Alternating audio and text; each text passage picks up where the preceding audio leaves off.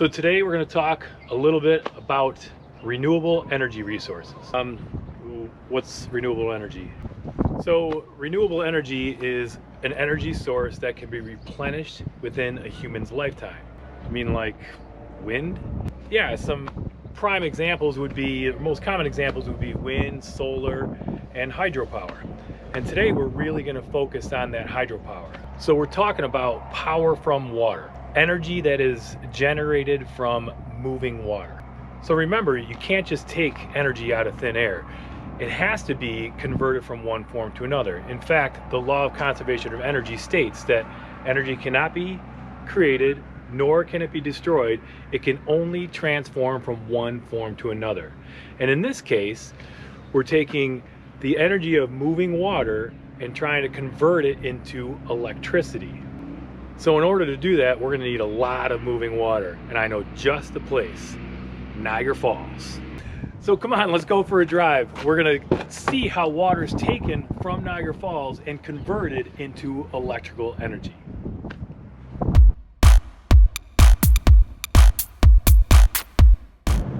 We are fortunate enough to live by one of the largest power plants, hydroelectric power plants in the entire world.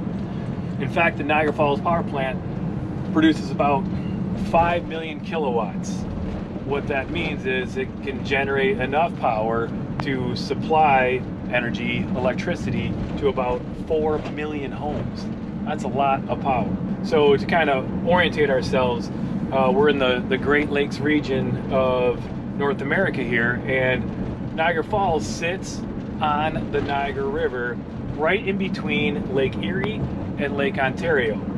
So there's an elevation difference between the two, and Lake Erie is about, well, the drop from Lake Erie to Lake Ontario is about 325 feet total, and 167 of those feet come directly from Niagara Falls in one straight shot. So the first stop on this trip is going to be on the Niagara River, about 2 miles upstream of Niagara Falls. We're going to stop at the water intakes where they start to pull in some water away from the falls.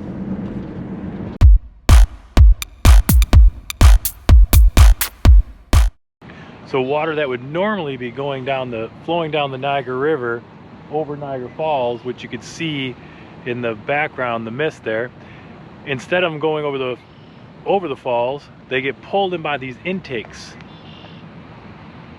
right here. Look at the size of these things.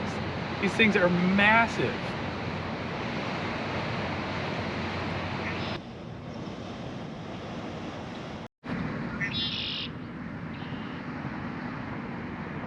So this is behind the water intake.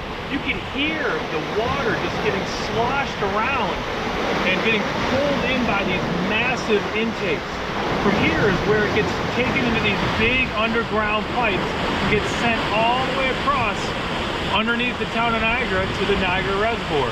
7 miles downstream, it'll get dumped back into the Niagara River.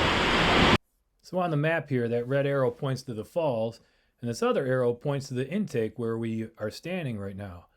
There are 2 of those intakes right there, and water that would normally be moving down the Niagara River towards the falls is being diverted towards that big man-made reservoir over there.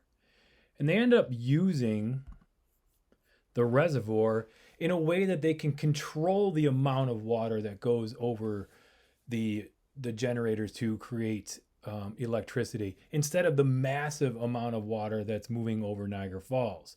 So how they do that is you have to spin some sort of turbine, right?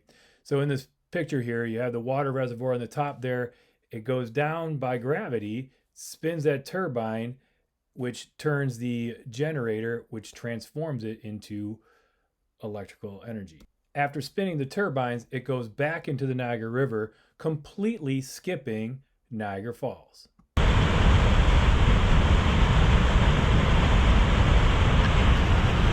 So here we are at the American Falls. You can see the Horseshoe Falls over in the distance there, the Canadian side. And right here, when you're seeing this much water coming over the falls, in this rapids area, it's coming over it 38, 40 miles per hour. And at any given time, you're really only seeing anywhere from 25% to 50% of the water that should be going over these falls.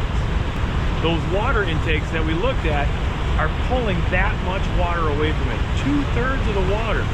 Could you imagine what this would look like at 100% capacity?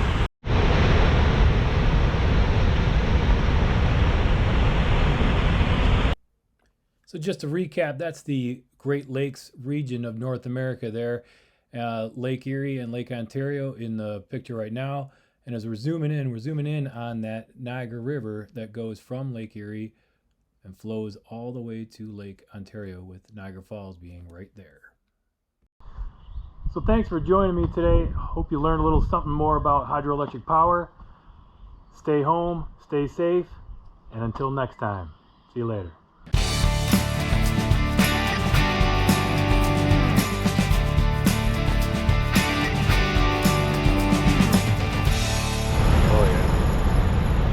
So come on, let's go for a drive. We're gonna